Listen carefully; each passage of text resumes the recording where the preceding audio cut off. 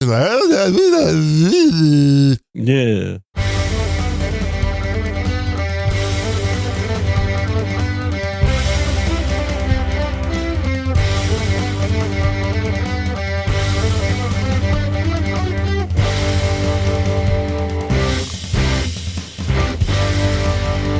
Is it a show about everything or a show about nothing? Unrelenting, episode 94.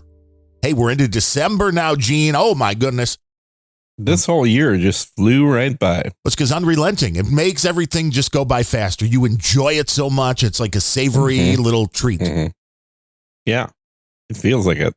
Now I'm Darren O'Neill. He's Exactly. And how are you today there, Darren? It's a beautiful day here in the city of Chicago. It's raining nonstop, but it's about 40 degrees. So, I mean, that's like a heat wave now. That's beautiful day, 40 and raining. Welcome to Chicago. It's raining bullets, too. How you doing, everybody? Yeah, it is raining bullets out there. That's true. I'm always jacking with your audio. True. That's right. It's true. It's true. It's true. I was listening to Unrelenting yesterday. I didn't mean to. Ooh, whoops. But it was on the No Agenda stream after No Agenda. Mm. And I'm like, Gene always sounds like he's somewhat underwater, and you shouldn't, because that's a very bright mic. Yeah. And it's probably just because my signal is so hot, for lack of a better term. Oh, I always tell people that you always pushing me down, man. It's the sizzle, man. It's the sizzle. Right. I'm like, take Gene and then just totally muffle it up so it sounds like the teacher from the Peanuts cartoons. So I sound nice and crystal clear, and then Gene says something that's like, it's the way this podcast works. There's a way to fix that in post. Is there? Totally cut your section out. That's not the way, but okay. Be one way. No, but we could just split the show into two shows. Could do that. Do that. Or you could actually produce. That'd be something. Kind of like two long monologues. Mm-hmm. Oh, I produce, baby. I have got a audio channel, and it's a chain that just goes through. Fortunately, it's all mono and set to you. Yes, we know how that works. I mean, what do you need stereo for in podcast? Do you want to do like a Beatles thing where I could be in the left channel and you could be in the right channel? Oh, no, I did that in 2011. And everybody hated it. Yeah, especially when I had done it with 5 people that were placed in stereo all over the place. Well, see, what you could have done if you had 5 people is you could have taken full ass of the whole surround sound bit and been like, this podcast. That's what I did. The podcast was in surround sound. And people hated it. I don't understand why. I thought it was really cool. You're like, you can sit right in the middle of this, and it would be like everybody's coming from a different direction. Pretend you're a microphone on a table surrounded by people. Exactly. And you would get Apparently no one wants to be a microphone. No, that directionality is weird, I think. Although I noticed this this morning. I mean, I'm sure I've noticed it before, but this morning the wife, there was something going on. We're both sitting in the office. She's getting ready to go to work, and all of a sudden I hear like, and I'm like, what is that? The signal thing? Is Gene sending me a message? Is he off with Elon blasting rockets or something?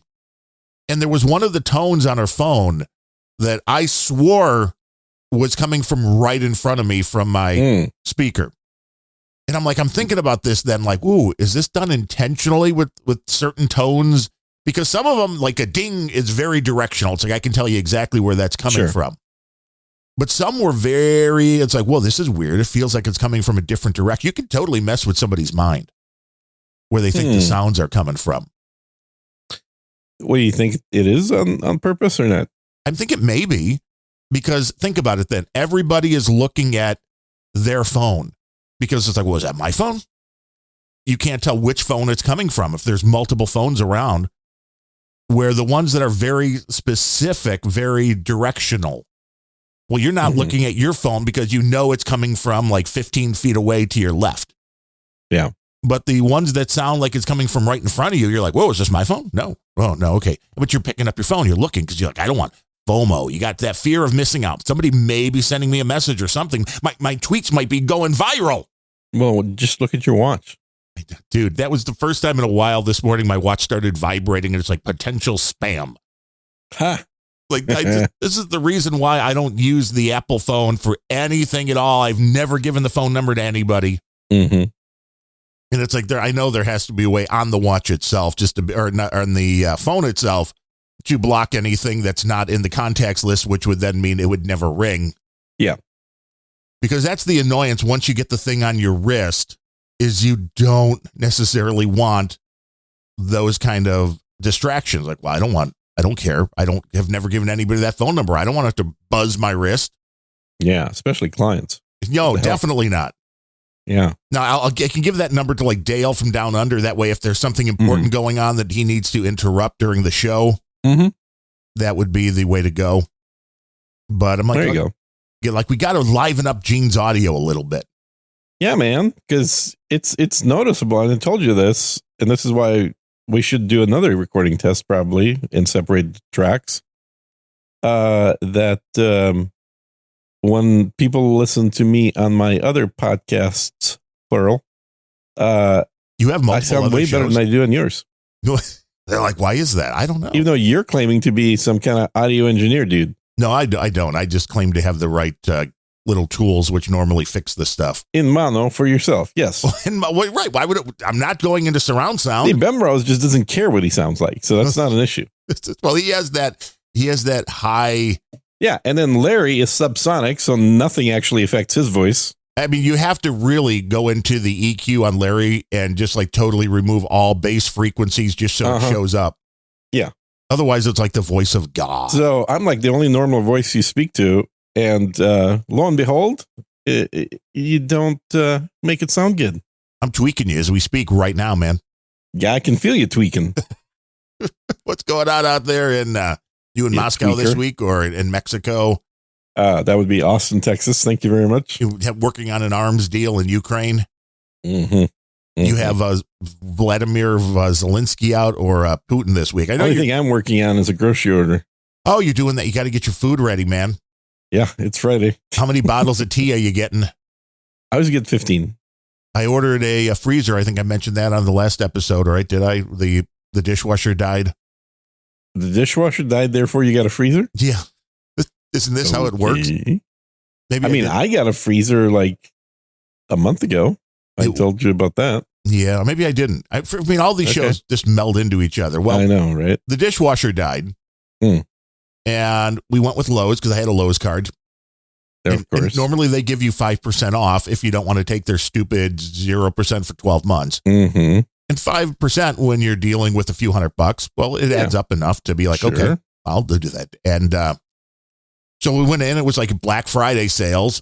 And one of the things was, well, if you buy $800 plus of appliances, you get $100 off. You know, in the dishwasher, the Frigidaire, it's the same one. I'm like, I know there's some insane dishwashers out there now. Mine with the in Bosch, multiple compartments, stainless steel shit. Yeah. Yeah. And it's like, wait, dishwashers some of them are like $1,500, $2,000. And I'm like, they're just washing dishes. Yeah. And not even very well most of the time. Usually, yeah. But I went with the same one that we had which was kind of like the top of the line of this Frigidaire line. So it was like $650. And I'm going through like that. And the wife's like, well, I thought you wanted a freezer. I'm like, oh, yeah, that would be an appliance. So we added like a $250 freezer, which then was $100 less. It was like a $150 freezer. Nice. So that'll go in the garage. How big of a freezer did you get? It's 7 cubic foot. So not. We got the same one. Really? Is it a Hisense? I know. It's a weird brand. You know, I don't know. It may be. I didn't really pay attention. I know. You're just looking at it's a freezer. I wanted something that was over 5 and cheap. Exactly. That was about my only concern. That was my criteria as well. Yeah. I was just trying free to get delivery. And I was just trying to get the discount. Yeah. And that was the same here. Yeah, it could very well be. I know it was not like a fancy brand name. I know that for a fact, but it doesn't matter because it's sitting in the garage. Right. Yeah. We could be putting our meat in the same freezer, Gene. Oh, boy. Well, I tell you, my meat is made of rabbits mostly, so I don't know about yours. Well, it's not yours then. It's for your little friend. Yeah, yeah. But that means I don't need raw rabbits in my freezer in my house now. That would be bad? Well, it wouldn't be bad. I mean, I've been doing that for years, but it's nice to have actual freezer space for like other things now.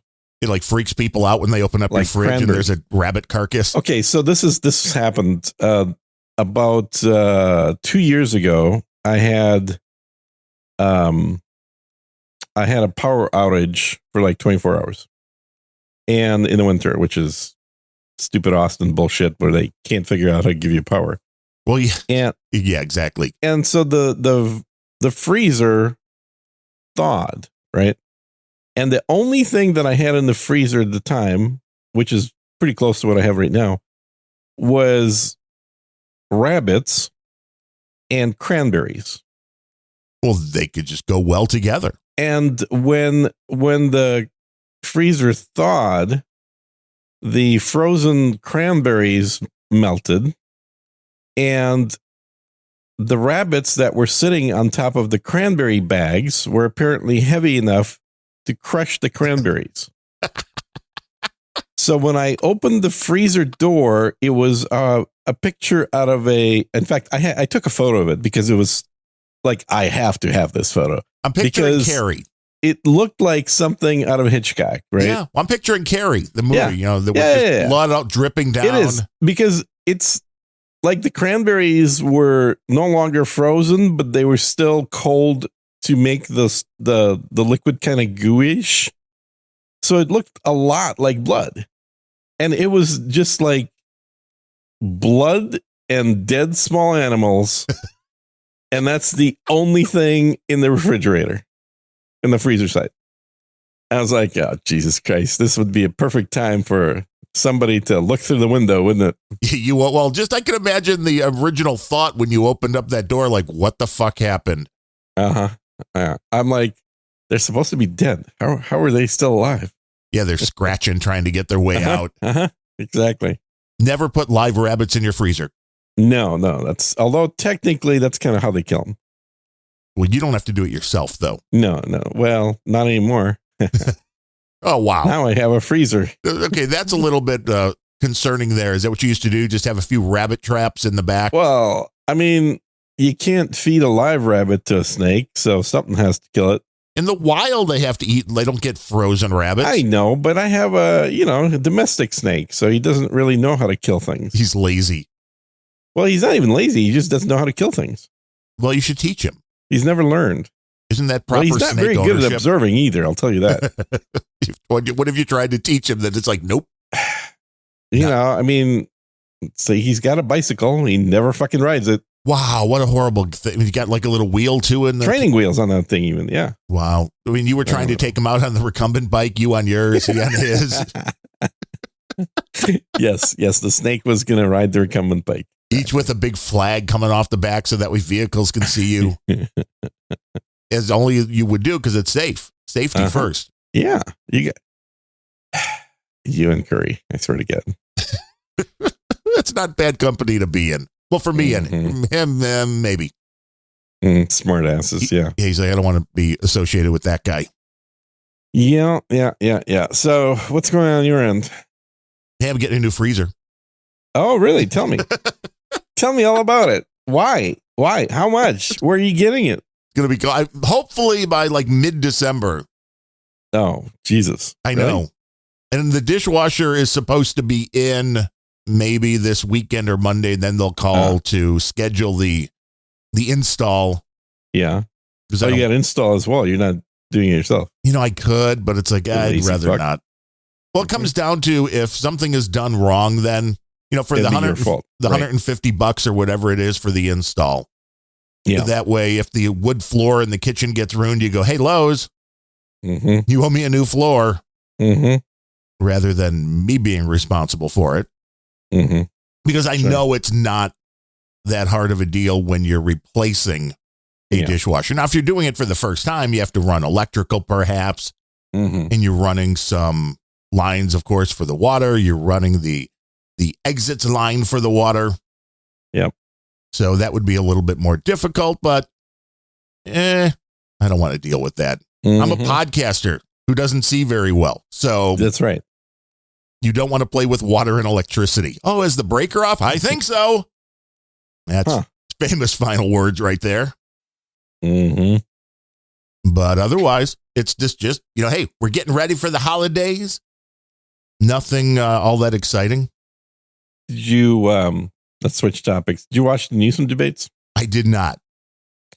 I watched just a couple of clips. I could not stand watching the whole goddamn thing because it's a meaningless. Every time one guy opens his mouth, it's a lie, and every time the other guy opens his mouth, it's a different lie. Looks like, well, it's not so much a lie, but I don't know. DeSantis he's not presidential material. That's the problem. It's like he's got presidential ambitions, and he's actually a very good governor, but he doesn't have the self-confidence, I think. He doesn't have the sizzle, right? You know what I mean? Yeah, he doesn't have the sizzle. No, he looks like just your average dude who found himself in front of a camera. And he's like, yeah, so what do I talk about? He's not very eloquent. Yeah, eloquent, but I think it just comes down to self-confidence. He looks literally every time he's in front of the camera, he looks like it's his first time in front of the camera. And that does not make people want to vote for him. Well, the U.S. presidency is a popularity contest, much like in high school. The U.S. president is really the homecoming king. So you have to, and this is what we learned about John Kennedy and why a much less talented, less qualified person won versus Nixon. Well, that was the original television debate causing people being able to see the president rather than just hear or read his words. Mm-hmm, mm-hmm. So this opened up a whole brand new style of politics. Mm-hmm. Because image all of a sudden mattered a lot. When you go back in history, this is what happens when you give women the vote. Gene at sirgene.com. Mm-hmm. And still nobody emails. But now if it was a woman running, then you would totally. Gene's like, no, I'm going for the hot one. Totally. For president? Yeah. No, I don't really need nuclear war every 28 days or so. Well, you think that would just be it? That time of the month. Pow! You think it wouldn't be it? Hit that button. I don't know. Uh-huh. I don't know, but Putin told me I was fat. But you are fat. Boom, nuclear war. Uh-huh. Hey, I have seen weirder things happen, so if you finally get to that point. So, I don't know. So, Newsom claims he's not running, and DeSantis is running, but not on the ballot. So it's an interesting debate. Right. These two guys who have no chance are arguing with each other because, DeSantis, unless Donald Trump is gone from this planet. Yeah. Because I don't even think going to jail would stop the. Well, no, I don't think it would. And here's the interesting thing. I don't think there's anything in the Constitution that says somebody that is currently incarcerated cannot be elected. Totally. Yeah. Which means instantaneous. And here's the thing. If they put Donald Trump in jail because of the fact that there's nothing in the Constitution that says if you're incarcerated, it doesn't keep you from running, then people will surely vote for him so he can, the minute he's elected, he gives himself a pardon and walks right on out. He can't pardon himself, but he could hand over his presidency, as they usually do when they get medical things done, to the VP, who could immediately pardon him. And then give him his presidency back? Yeah. I think there was some debate on whether a president could, in fact, pardon himself or herself. I don't think this is a clear, cut and dry thing that they cannot.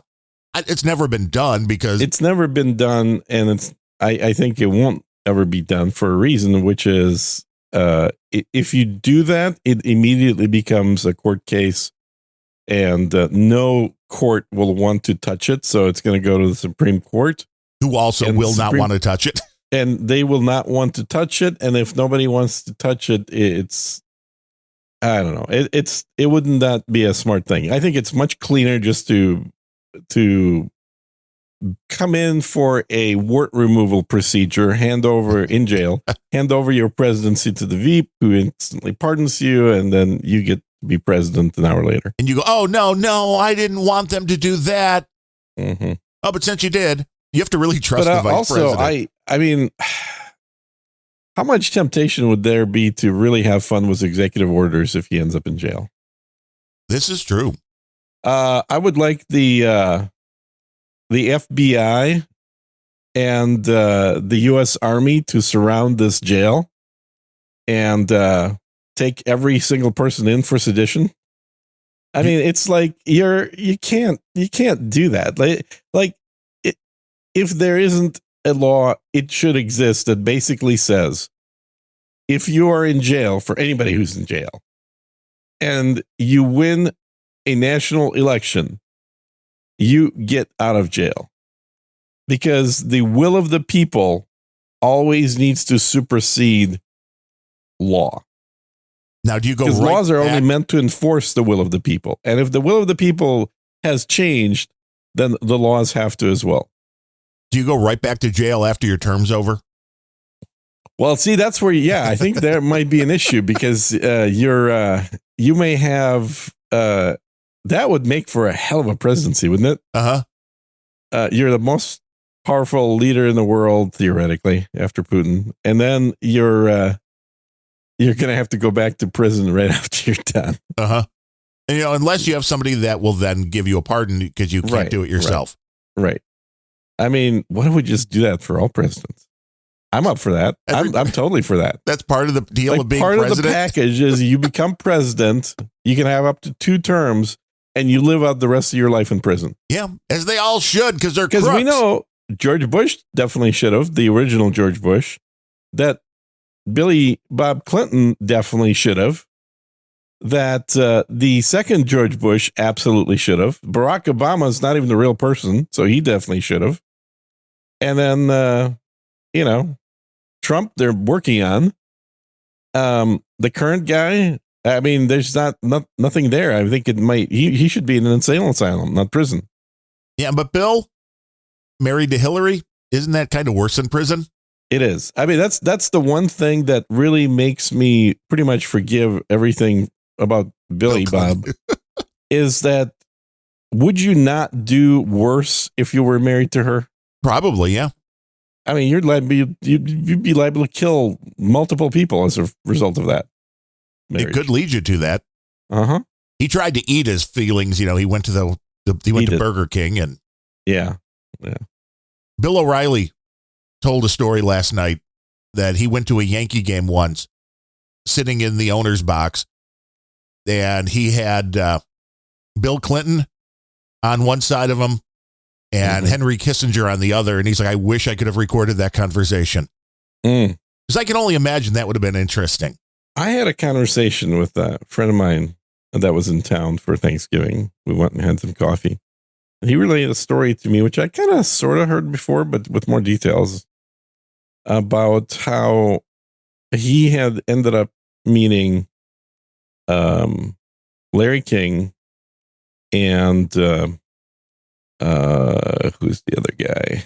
It's a good question. Fascinating story. Yeah. Now, Larry King and Ross Perot. Yeah, I'm H. Ross. You're the boss. Mm-hmm.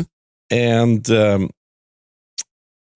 he was at the time a young man smitten with a young Mormon girl. And of course, the Mormon girl was trying to tell him, well, you can have me as soon as you become a Mormon, because that's how it works. And so, as part of his whole pre-conversion therapy, or whatever they call that, he was going through this, you ask a lot of questions of the leaders in the religion, blah blah blah. So long story short is, from the local Mormon temple there, whoever the head of it is, I'm not sure what the Mormon levels are, not familiar, but that dude says, hey, the head of the Mormon church, who's not the head anymore, this was 25 years ago, is going to be in town, and would you like to come by and listen to him? And my buddy goes, well, yeah, I mean, that'd be interesting, but really, I'd love to ask him a couple of questions. And so this local Mormon guy says, let me see what I can do.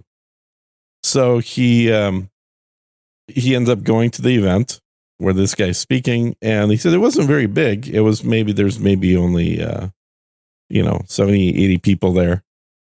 And pretty much like high ups in the Mormon church, and then a bunch of people that, as he later found out, that were going up in the line to speak with him. And then he was waved over to go speak to this guy, and he was in the line of about 5-6 people. So one of the people in the line was Larry King. Another person in the line was Ross Perot. And then he had I'm not even sure what his title is. I guess the Emirati King of Emirates. I don't know what he is. The King of the Arab Emirates? Yeah. AE, the head of the AE. And then he had, and so basically my buddy in his 20s, total nobody, in a line of a handful of people to talk to the head of the Mormon religion with all these dignitaries. And he said that Ross Perot asked Larry King, what he's going to talk to him about. And Larry said that apparently his like daughter or somebody is dating a Mormon, and she insisted that he come to this thing. So he wasn't even all that interested in it. Didn't want to be there. Nope. And Ross Perot, who, if you remember, Larry King kind of brought him. Larry King said, "Hey, well, what do you think about running for president?" Which kind of was the moment that Ross said, "That's a good idea, Larry. I'm going to do that." Get that, baby? That's some more money. I can do that. Yeah, I can. I have a chart that I prepared. Let me show you. He was entertaining. Let me tell you. He was a great guy. I like him. He built a hell of a company too with EDS. Later, HP bought him. But so anyway, so my buddy ends up like overhearing those two guys, and then he said a few things to him, but obviously didn't get into any deep conversations with them because they're all standing in line to talk to somebody else. But he just found it fascinating that he somehow managed to rang himself into a line of people that clearly he was not in the same league as. The guy's like, "Who are you?" Yeah, it's like you're being received by royalty and everybody else is a knight, and you're an American. You're like, "What's going on here?" Mm-hmm. Now, did he ask a question? Did he get all of the life's answers? He did. He said, I have to paraphrase because I don't remember the exact question, but it's something that the dude didn't like answering, something to the effect of, how do you know that you're really the true prophet of the religion? Like, the obvious answer, well, God told me so. Well, how do you know it was God talking to you and not Satan? I checked his ID. Yeah, right. I mean, that'd be the kind of thing you and I would say, but yeah. So his time was not very long in speaking with the head of the church. Got ushered right out. Yeah, and I think he got ushered right out of any possibility of marrying that Mormon gal. The relationship was gone as well. It's like, yeah, you just go on ahead and don't worry about, So I'm guessing then he went and found a nice Latvian Orthodox girl. Well, that would have been a smart thing for him to do. But no, he ended up marrying a California gold digger that divorced him and took his kids. Yeah, not as good as Latvian Orthodox. No, definitely not. What draws you to the religion? The hats, mainly. The hats. Hey, you got to have a Seinfeld reference for your bingo card. There it is. Yeah, that's right. That's a very good point. We can't neglect the bingo card holders. Ned says the Mormon levels are degrees of glory. That seems a little weird. Is it really what they call them? That's a weird thing. Yeah. But hey, I'm not a Mormon, so I can't judge. Well, the head of the Republican Party is Mormon. Mitt? What? Mitt? No, not Mitt. The Romney? Mitt's niece. Right, Ronna. Yeah. McDaniel. Mm-hmm. Yeah. There's a lot of Mormons out there. There are a lot of Mormons, and I generally like Mormons because they're polite. And they don't drink your booze. Well, I don't either. So we have that in common. Hey, would you like to get together and not drink? Yeah. See, I thought that's maybe where the a Mormon great line was pickup line going. right there. That Larry King had a flask and Mhm. offered the head of the Mormon religion, "Hey, want a little snort?" That would be pretty funny. And then I had to relay my story about how one of my favorite stories was when Seinfeld came on Larry King. You remember that? Kind of. Yeah. So it was right when Seinfeld wrapped. It was immediately post his last episode. The guy had been basically sitting on, 7 years of winning Emmys and like best show ever, biggest audience of any TV network, goes on Larry King. Larry King famously, I guess he's famous for not reading any notes about the people he was interviewing. He liked to go off the cuff. He'd like to just riff and not reading anybody's books, which was great. Well, yeah, because that takes time. It does. Who has time? Well, that not was Larry King. Yeah, that was because funny enough, that was Marjorie Taylor Greene was on O'Reilly yesterday, pimping her new book. Oh, she's on everybody doing that right now. And he's like, "Yeah, your people didn't even." She said something about her book, and he's like, "Yeah, your people wouldn't even send me the book." So it's like maybe that's a whole new level. Well, what? Like he'd pretend to read it? He'd have somebody read it for him. Right. Let's be real. Well, of course. Anyway, so Seinfeld's on Larry King. Larry starts the interview with something like, I'm paraphrasing, I'm going off memory, but it's something like, so you had to know when you started this show that, eventually all things come to an end. So, were you anticipating they would cancel you? And the look on Jerry's eyes was like, the fuck? How? What? They didn't. And he's like, well, no, we actually, we decided to end the show we were at the height of popularity. And every question after that just dug Larry deeper into the deeper hole, because it demonstrated that he has no idea who Jerry is.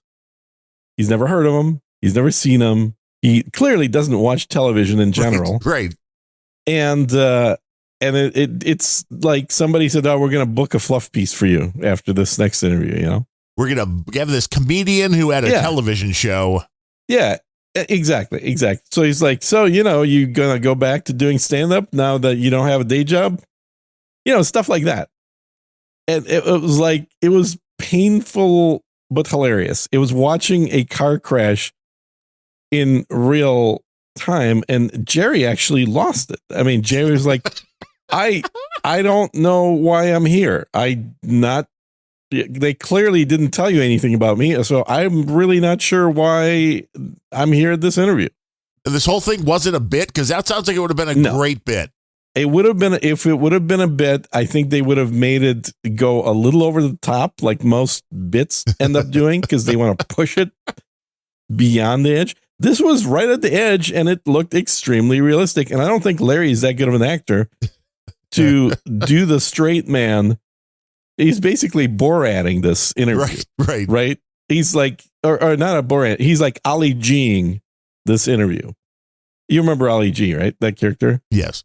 They got to talk to a lot of politicians, and somehow got through booking, and then he would ask absolutely retarded questions for the politicians, or not, mispronounce something, but then not just mispronounce it, but use it in the wrong context. Well, you're trying to trigger the other side with. Yeah. It's some interesting comedy. It's not a bad idea. Yeah, I mean it's the just an evolution of the Jerky Boys. I mean, to be fair, we plan on prank call. Right. It's a prank call situation. It's like, hey, let's get a rise out of somebody by pretending something stupid, and then it'll be funny. Well, it is the most base of funny. And I don't mean based in the modern sense that the kids use the word. I mean in the just slightly above not funny. It's the base level of funny. Everything else is funnier than that level. And it takes very little skill, and it's done at the expense of the other person, because you're literally laughing at them, not with them. But you could do it non-scripted. You could do it with super cheap camera equipment. And this is why YouTube is chock full of pranks. Now, the Right. ones that I really enjoy, and you've seen these, I'm sure, is when they do a prank and it fails. Like they do something that is like race baiting in a Walmart to a black dude. And the black dude either punches him in the face first immediately, or pulls out a gun and says, "Say that again." And then immediately was like, "Oh, we're doing a prank. It's just a prank, just a prank, just a prank." And those are actually funny, because in that situation, the comedian is the one that we're laughing at, not the bystander. Yeah, when things go horribly wrong. People like when things go horribly wrong. Mm-hmm. Makes it more fun. I mean, I tried calling the president once, but then I got scared and hung up. This was back in the day. So This sounds like a Stephen Wright joke no, I wish it was. This was probably with total deadpan expression. I Like- tried to calling the president once. it was like 13, 14 years old. So this is going back into the Reagan years, 83. Yeah. Mm-hmm. And this was when bulletin boards were starting to come into fruition. Mm-hmm. And you could find a lot of weird stuff on bulletin boards. Sure, you could. Beyond all the lists of the Sprint and like what those other phone companies that were around at the time, the calling card numbers, which were plentiful. Mm-hmm. Then you had the things like the anarchist. So that's where cookbook. your torn habit started. I see. Probably, yeah. Yeah, all those text files that nobody wanted you to have, the anarchist cookbooks, you figure out how to make bombs and all that kind of stuff. But there was also a lot of other weird information, including there was a phone number that was posted that was allegedly, because this, again, going way back, technology was not where it was today. There was a phone number that was allegedly a hotline to get through to the president. Mm-hmm. Could have been total bullshit. I don't know. But sure enough, This is the red phone. probably this is the red phone, but somebody else answers because, he has secretaries. Mm-hmm. But call this number, and as described, the voice on the end of the phone said, "Signal." Mm-hmm. Not hello. Not how you doing. Mm-hmm. Signal. Yes. And it said to say, "I would like to speak to the president." So I did. Mm-hmm. Who is calling? I don't know. I'm thinking about everything I've learned, reading the papers and all this, and I'm like, George Schultz. One moment, Mr. Schultz, went on hold, hung up the phone, never called back. Don't know. If I would have stayed in the days before caller ID. Yes. If I would have stayed on the phone, maybe 30 seconds longer, might have had Ronnie being like, "Hey, what's going on?" Mm-hmm. No, it'd be more like, "Hey, George," like not the pretend voice of the nice old man, Right. but the actual voice of Ronald Reagan. "What's going on? Did we bomb him yet, George? Did you pull that trigger? Did we kill those motherfuckers? Did we kill them good? Tell me, George, did we kill them?" That was one of the best bits in Saturday Night Live that I remember. Phil Hartman as Ronald Reagan doing the switcheroo, where when he's got a guest in his office, he's doing, the whole Ronnie nice old man thing. Right. And then as soon as the door closes, he straightens up and starts talking fast, smoking a cigarette, and, yelling out kill orders into the phone. It was great. It was very, God, that guy was such a good actor. He was. Phil Hartman was a genius. And he's such a bad at choosing women. Well, there's a lot of us that have that same Well, the feature. kids killed him. Right. Well, this is the rarity. That's a very bad choice. That's only like 0.1%, if not less than that. That I woman think gets it's probably more like 30% these kills. days. Really? You think so? It sure seems like it based on my friends. A lot of serial killing women. Wait, you have how many friends have been killed by their wives? Well, I used to have a third more than I do today. Okay, so one. Uh-huh. There's a good statistically speaking. Statistically speaking, that's 1/3. Mm-hmm. But that was, back in the day, no caller ID. Yeah. None of the security measures that they have now. Yeah. And I wish I would have still had that phone number, although there'd probably be no way to look it up. You don't think they changed it, do you? Oh, no, I'm sure they would have, but it's like you would wonder if there was like a record somewhere in history. I mean, I guess I could look that up because really just kind of searching. There's actually a clip of your voice from 45 years ago at the FBI. Yeah, at 13, I sounded exactly the way I do now. So, I mean, it's totally believable that I wasn't like, I'd like to speak to the president, please. Yeah, I wonder if that's why Bozo got taken off the air. Maybe he took him out. Yeah, they were like, hey, did you call the president? Could have. In a Darren O'Neill voice. No, I didn't. Aha, that's him. Back in the day, when there were WGN, you're going to have to find a new Bozo. You need a new clown. That was back in the day when there were 976 numbers like call up for 39 cents a minute. You can talk to a girl. Ooh. You know, that still exists today. It's just called OnlyFans. Is it? That's different, right? Uh-huh. That's literally the same thing. Making a lot more money on the OnlyFans, too. Have you not touched a girl in, like, ever? Would you like to pretend? Give us some money. Right. We're still not going to let you touch a girl. That's way off the table. Exactly. Yes.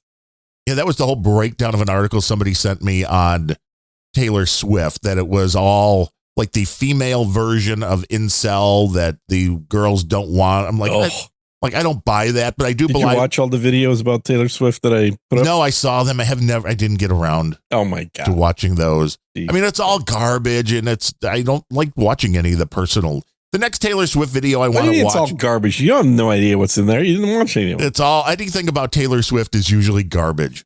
Oh, no. This is not garbage. No, it's good stuff. Yeah, it's really good stuff. High quality stuff.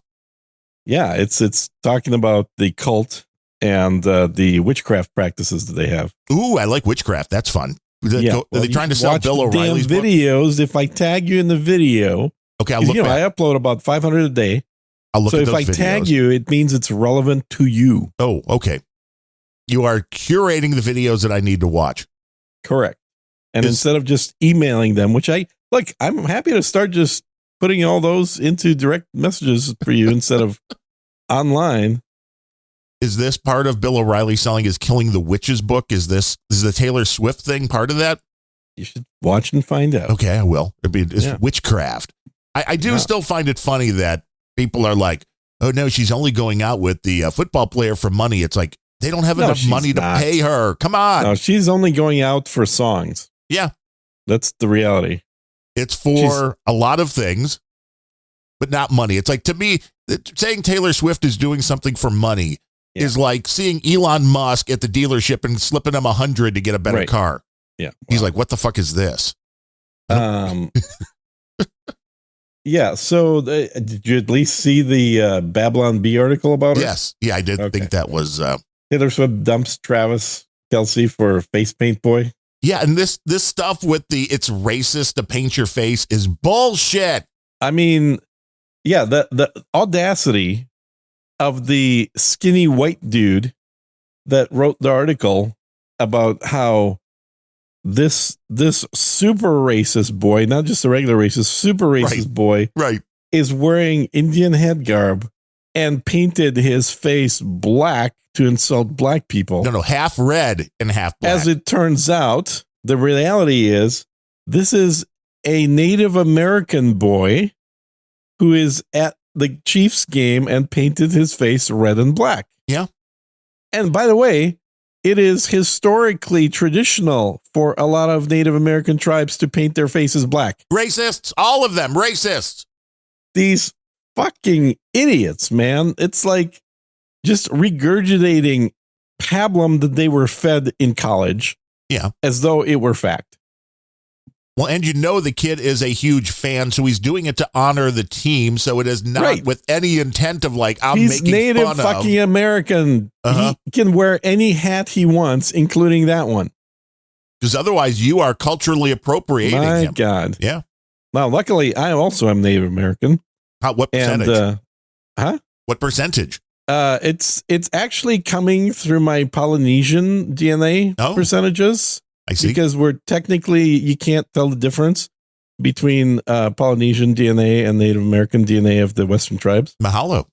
So exactly. So consequently, I was able to go to a Native Americans only peace pipe ceremony in Pipestone, which is done once a year. And how do they check whether you have the right lineage? Do I not look like I'm authentic? You are so authentic, it is scary. Exactly. And so I still have that pipe somewhere. I kept it in the car for a long time because that pipe is actually designated as a religious is it an artifact? Implement. I don't know what you call it. It's part of the religion that you can't discriminate against regardless of what's in the pipe. Oh, I gotcha. So this is part of your religion. So if you were smoking adrenochrome, they're like, okay. Exactly. It's like, look, my people have been smoking adrenochrome for millennia. Okay. So you can't be going after me for that. You can't stop me. Well, they can stop me, but they can't.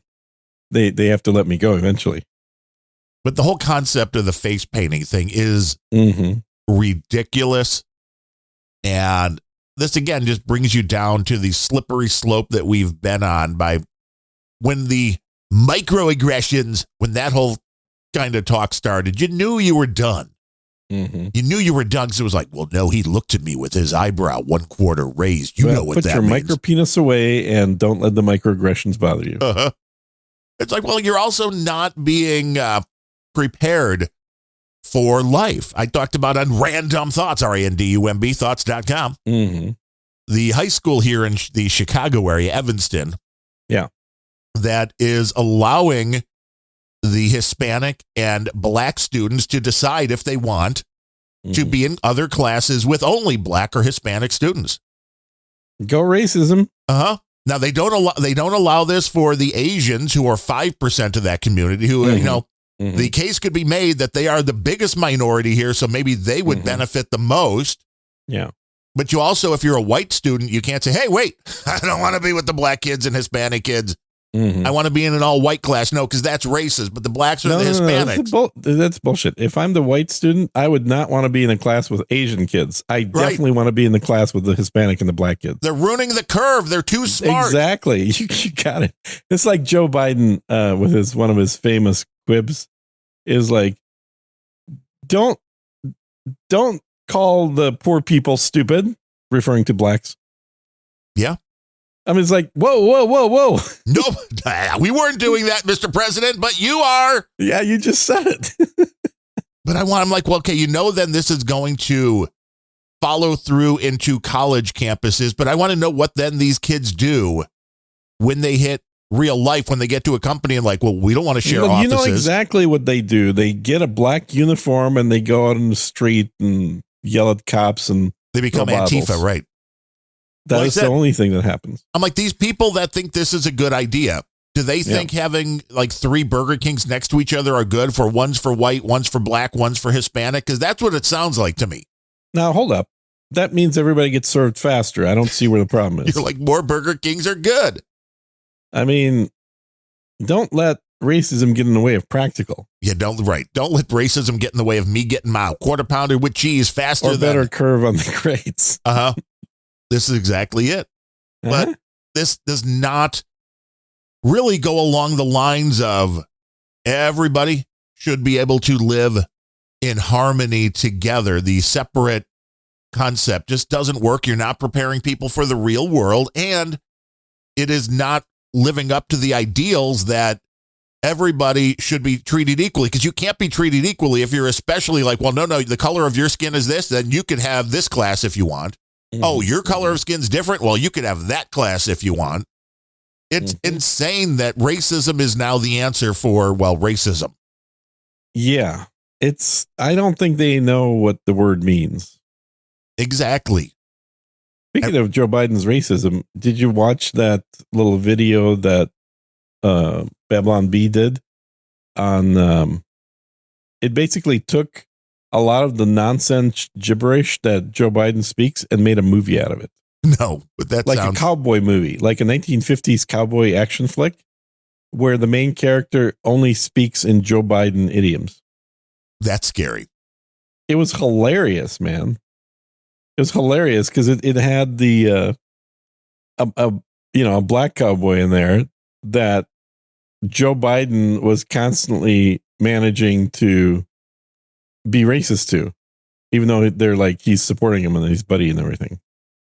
I saw a fantastic episode of The Rifleman last night. Sammy Davis Jr., a black gun-toting cowboy. Yes. How fortuitous. And the guy, I'm guessing because I know he'd done other Westerns with the Rat Pack and that. Mm-hmm. He was the sharpshooting, worked with Buffalo Bill. He was doing things like fast draw, spinning the gun, doing all the crazy gun shit you've ever seen like one of these trained cowboys do. Mm-hmm. He was doing that. And we know at the time there was no CGI. There was no. So he was doing this stuff and it was like, damn, this guy could handle a gun like a professional. Now, I wonder if he was completely drunk or he decided to not drink for a day. I don't know. Was Sammy always drunk? Other. I know Dean didn't drink nearly as much as everybody thought they did. Sinatra probably drank more. Yeah, Sinatra absolutely drank more. And I've never really heard much with Sammy. In Sammy's memoirs, he actually complained about how the other guys were constantly pressuring him to drink, even though he weighed half as much as they did. Right. Oh, yeah. He was a small dude. Yeah, he's a little tiny Ethiopian. Yeah, in the show, you could really see that when the son in the show and the Rifleman stands next to Sammy Davis Jr. and it's like, wow, you are so little. Same guy. Yeah. Yeah. Sammy was very little. Mm-hmm. Well, just like his son Prince. All right, it was that they kind of have a similar look. They were both musical geniuses. Yeah. Sammy was really beyond a lot of what people Sammy was, know. let's face it, he was the most actually talented of the Brat Pack. Oh, yeah. Yeah. Not to say the other guys weren't like good, but Sammy actually was talented. I mean, he could dance. He could do impressions. He can sing. Put on whiteface. Well, right. Now this again is where Megyn Kelly lost her job. Yes. Talking about the blackface. Now, if somebody as a kid growing up was like, wow, I love Sammy Davis Jr., man. I want to be just like a little white kid, and then dons a costume and wants to darken his skin a little bit because he loves Sammy Davis Jr. That's right. Well, you're a racist, kid. Well, either that or you become the president of Canada. Yeah. Yeah. Then poor Canadians, man. Justin Trudeau. I mean, poor Canadians, they deserve it. They're too nice. They deserve that. Would you trade Joe Biden for Justin Trudeau? No. God, no. No, you would not. So you're looking at this like, no, still wouldn't do that. Now, I would trade. I mean, people are going to hate this. I mean, at least a few that are listening, but what are we trading? I would totally trade Biden for Putin. Oh, no brainer on that one. I mean, because we still have some protection. If Putin was running this country, our economy would be up 5% instead of down 20%. We would have great hockey, religious protections. Yeah. We wouldn't have pedophilia. We would have a military that is the best in the world. I mean, it's like there's so many pros to him running the country. It's crazy. He's like, pedophile, you're going to the front line. See you later. Dude, there's nobody tougher on socialists than him. You know, he had to deal with those people his whole life. And he wouldn't put up with all the woke nonsense that's going on. Well, and it is nonsense. And you're seeing that the Israeli thing is making for some interesting revelations for people. Julianne Margulies. Must be nice to sit on the sidelines. Right. It always is.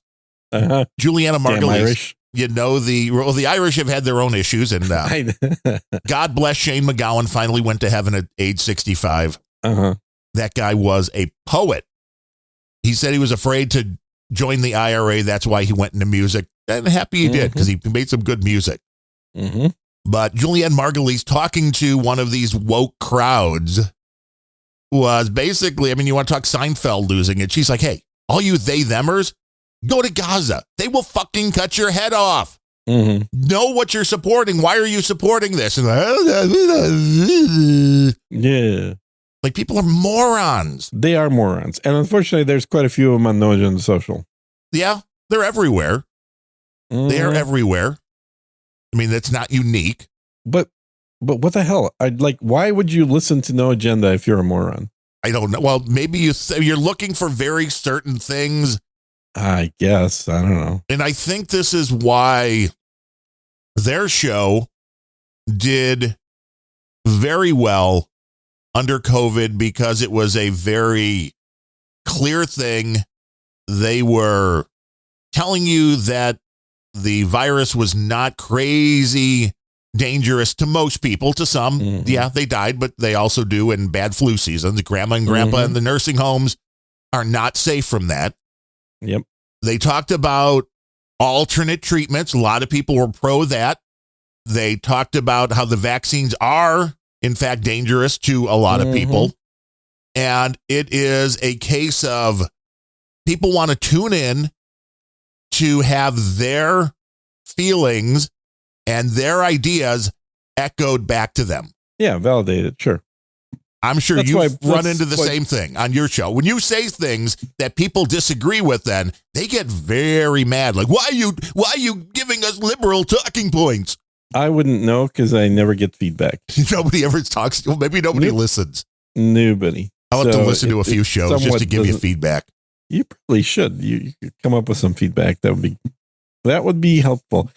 Plus, you can hear what my voice is supposed to sound like. Okay, maybe we'll hear what I'll do is I'll take one of your, when you do a new episode, I'll take that episode and then I will intersplice my own voice and it'll be called Sir Gene Speaks and then I Disagree. There you go. That would be good. So that's actually touching on an idea I was having here the other day, which is the most popular format on YouTube videos is reaction videos. Oh, yeah. How well do you think reaction videos to podcasts would go? Well, it would like kind if I of pick be a podcast and then the video on YouTube is just me reacting to the podcast. Are you familiar with podcast? Sir Carl from Who Are These Podcasts? No. He is a longtime No Agenda guy. Had him on, talked on a few different shows. And they do a show called Who Are These Podcasts? Audio only. Yeah. But they take clips from podcasts and rip them. So, I mean, kind of what you're talking about here.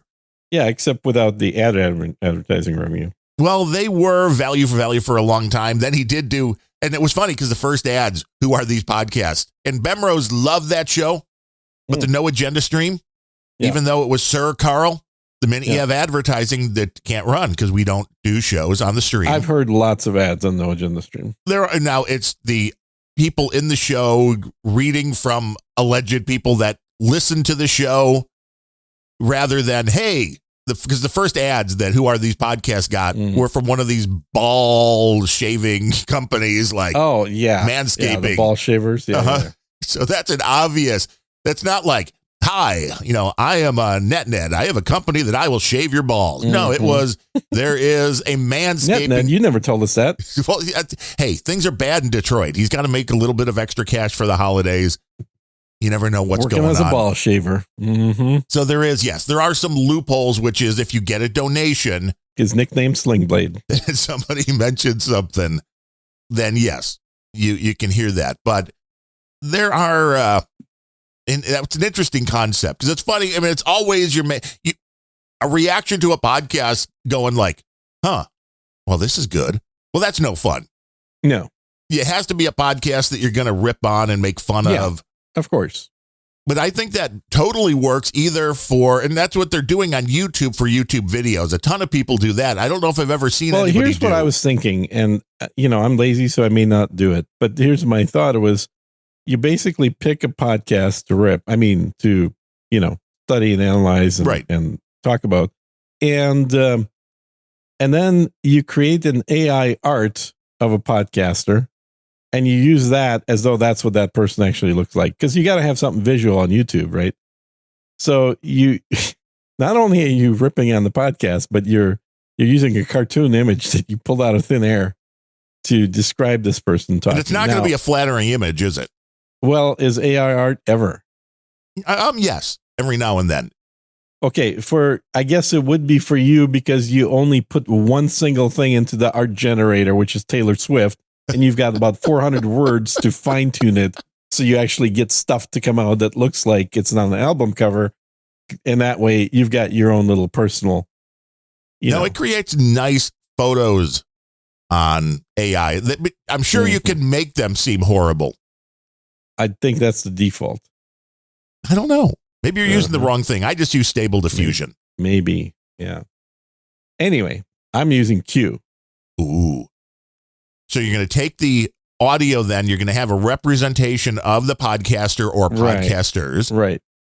And then you're going to have yourself in, well, you're going to be the main one, because in a reaction video, the main video is you, not the. Yeah. So you just have a little screen, and then you're like, whoa.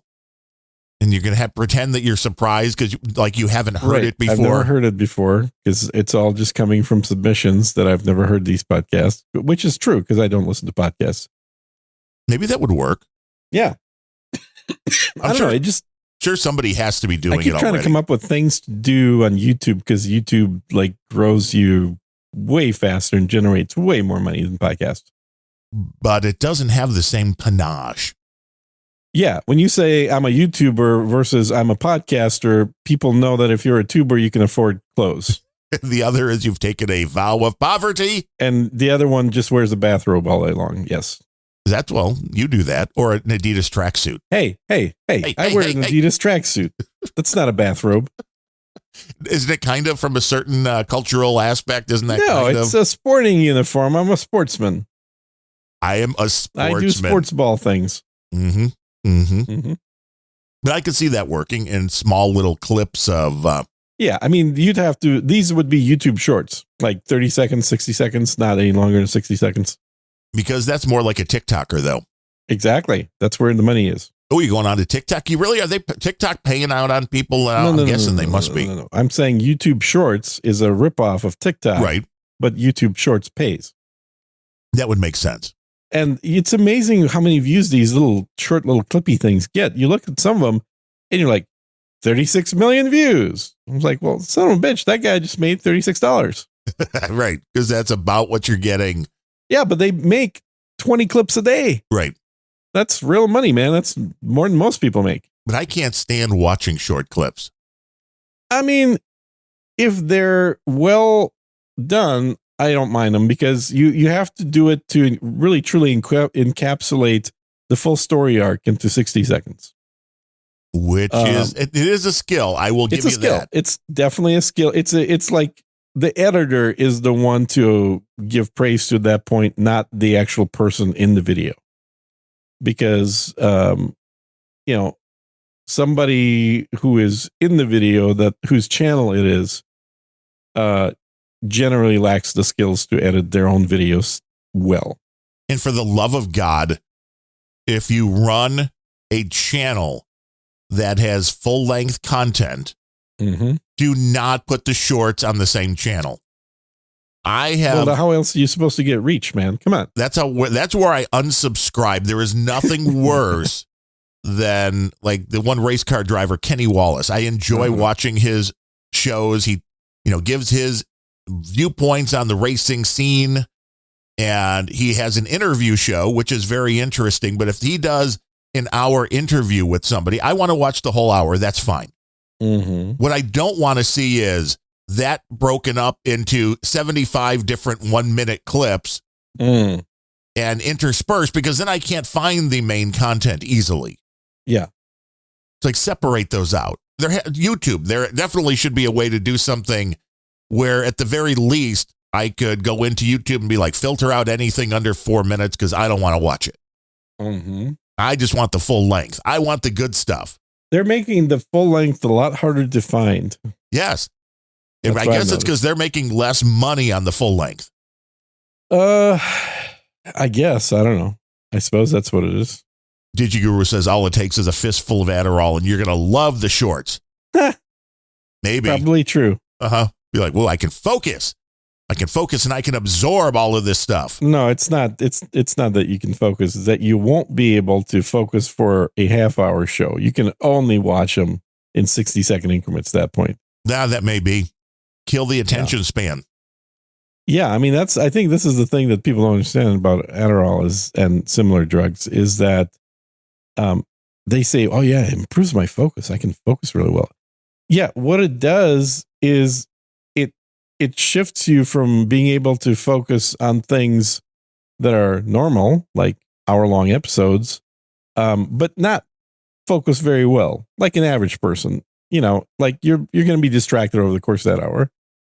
And Adderall lets you focus on 60-second little clips really well. But try watching an hour-long video on Adderall and see how you like it. You're going to be clawing at your scalp. We do not give medical advice. I've never done Adderall. I have no idea what I'm talking about. Dude, you've tried every drug on the face of the earth. Just professionally. No, that's true. Have you tried any new supplements lately? Is the garlic working out? Oh my God. The lemon? Yes. We need to go through supplement update. I've started doing P5P supplement or update. 5P5. 5P5. Is this a new thing? P5P. It's the latest one. I probably add like one a month at least. What is a P5P? You need to start doing P5P. I need to start doing P5P. Yeah. Pyroxyl phosphate.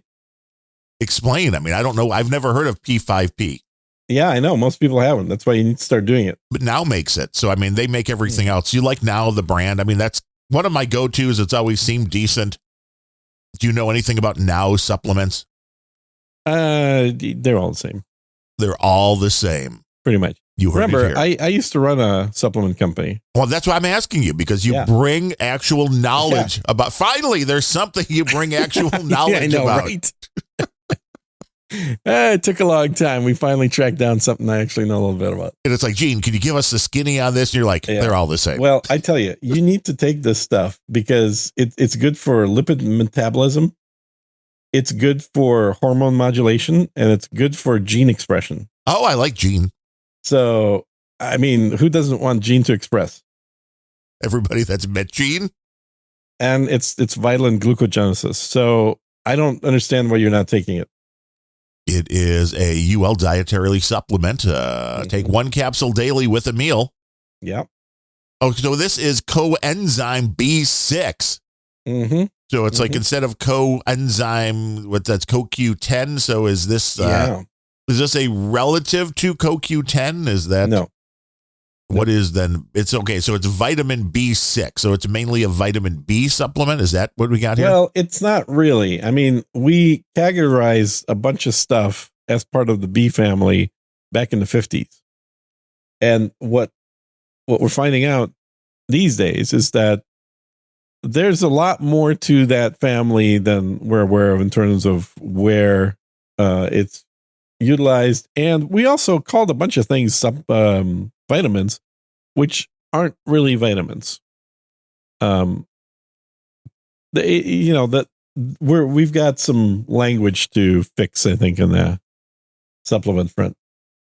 I feel more energetic and my mood has definitely improved while listening to Unrelenting will do that as well. Yeah. Well, that's true. We are very upbeat, aren't we? Yeah, well, I am. I mean, I don't know about you. You're often like, oh no, my spaceship crashed and I have to get insurance for it. Oh now. Yeah, the show's over. I'm done buying spaceships for a while. Really? Yeah. No new spaceships. Wow. Well, they're not selling them anymore. In the, let's see here, the P5P 90-day supply for under $10, so it's not expensive. Yep. Pick it up. And then see if you have a You'll difference be modulating your hormones better immediately. in your mood. We're not giving medical advice. Nope. Unlike the Amazon review that is all caps. This works! Exclamation, exclamation. Uh-huh. What do you mean by though it works? Yeah. There are a lot of supplements out there. You can go crazy. There are a lot. And that's what happens when anybody can create a supplement. Right. And exit strategy. Unrelenting supplements. It's a, I only sell my supplements in the Asian market though. Oh, well, that's good. That way it seems way more legit. It's totally legit. Shut up. Yeah. Got to be legit. Mm-hmm. Too legit to quit. So that's my, that's a supplement update. Not advice. That's my story time adventure for you personally, just you, to learn about a new supplement that I'm taking that you may want to look up. Yes. And if anybody listening decides they'd like to take it, that's of their own accord. Absolutely not. We have nothing to do with it. Will it make me a bigger Taylor Swift fan? Is that possible? Probably. Mm-hmm. Probably. I mean, I'm still, when it comes down to the music, a bigger Pogues fan. But I mean, people don't give me crap about that. I listen to all sorts of music. It's interesting because I would actually say, while I enjoy Pogues music, I think Taylor Swift has much better lyrics. I don't know. Here's the thing, like, though. Poetically, her music is actually better than the Pogues. Now, but the Pogues, I think, are good at conveying emotion. True. Better than she is. Because all her songs are about her last breakup. And there's been a lot of them. Yeah. With the Pogues, kind of a bit of a hole. A lot of times, you just can't understand the lyrics because that was always Shane. God. You got the tone fairly good there for Shane. The understandability about the same. And I mean, it adds to the credence. It adds to the reality of the Irish thing. Yeah, I can't completely imitate his voice because your teeth have to grow at 90-degree angles to each other. And then lose them because of meth. Yeah. So, I mean, a lot of people were surprised. I remember when he turned 50, which would have been 15 years ago, the world was like, oh my God, Shane lived to 50? Yeah. So the fact that he made it to 65, I mean, he had a pretty good run. And he was somebody that was harder on his body than most. Yeah, and I think he ate once a week or something. Probably. Yeah, eat a potato a week. It's all you need. Whiskey is all the Irish diet. The Irish diet. Meth and a potato. Meth, one potato, and all the whiskey you can drink. Did you watch the Irish cartoon that I tagged you with? The Irish cartoon. Yeah, it was done by Seamus, and it was about the Irish riots. No, I didn't know. Oh my God. I need to catch up. You need to seriously catch up. Yeah. I'm doing too many things at once. Well, maybe consider doing less podcasts. Okay. We'll drop the one on Wednesday. Drop the one that has the least money coming in. Nobody listens. Well, that's this one. Because you're shit. Don't send us any money. Yeah. Remember, kids, don't send us any money. 2 people didn't listen to you today. Oh. Travis Hawes. I think that's the first time we've heard that name here. 565. He said, always thought that Mama Got a Squeeze Box was about a nympho who knew Kegels well. That's why Papa never got any sleep. Yeah, you were talking about possibly getting your accordion. Yeah, yeah. Any steps closer to getting that accordion?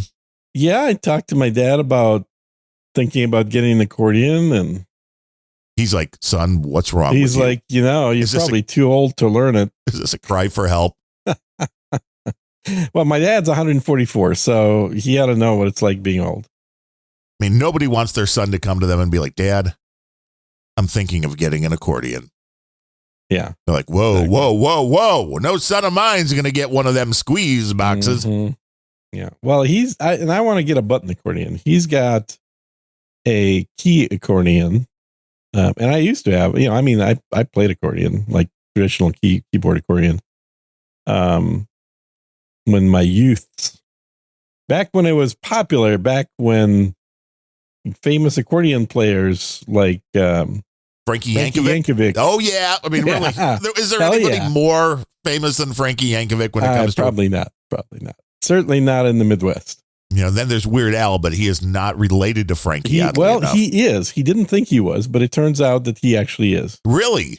Yeah, he talked about it. The DNA, like one of these 23andMe things, feed it through, and it's like, no, apparently they come from the same family that came across the boat. Interesting. Yeah, it's just like 4 generations back.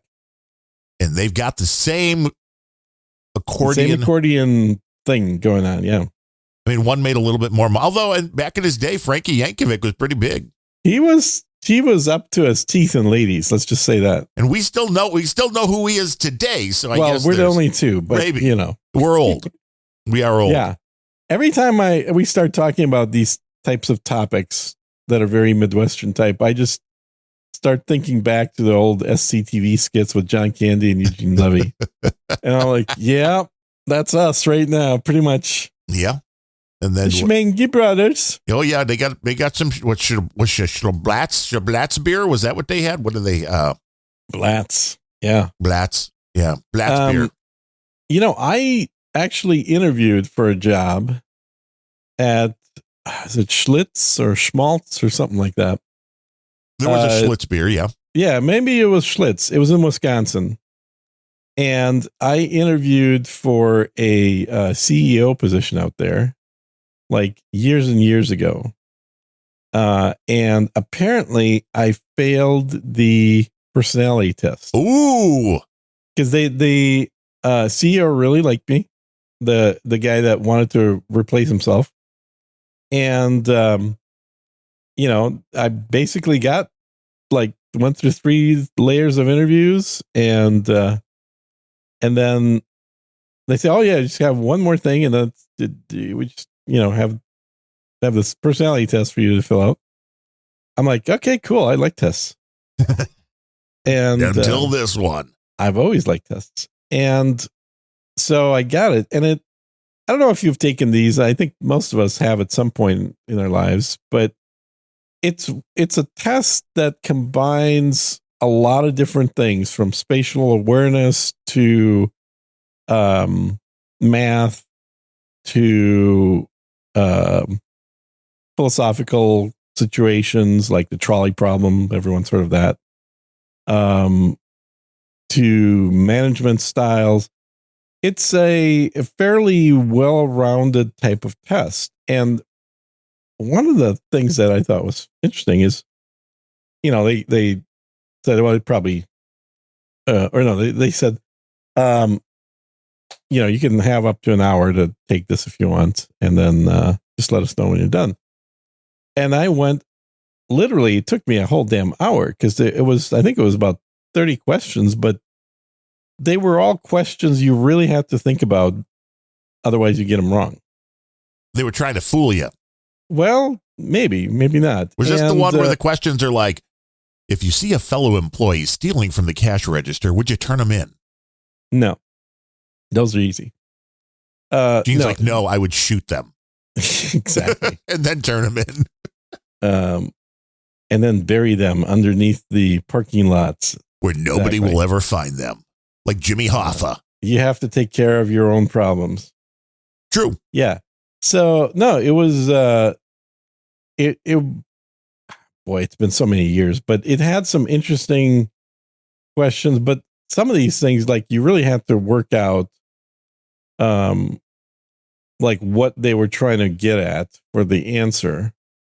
And I went through and I finally finished, and then it was like an hour, and this secretary chick came back and he's like, oh, so I was wondering if you were going to call me up or not, because it's like already been an hour.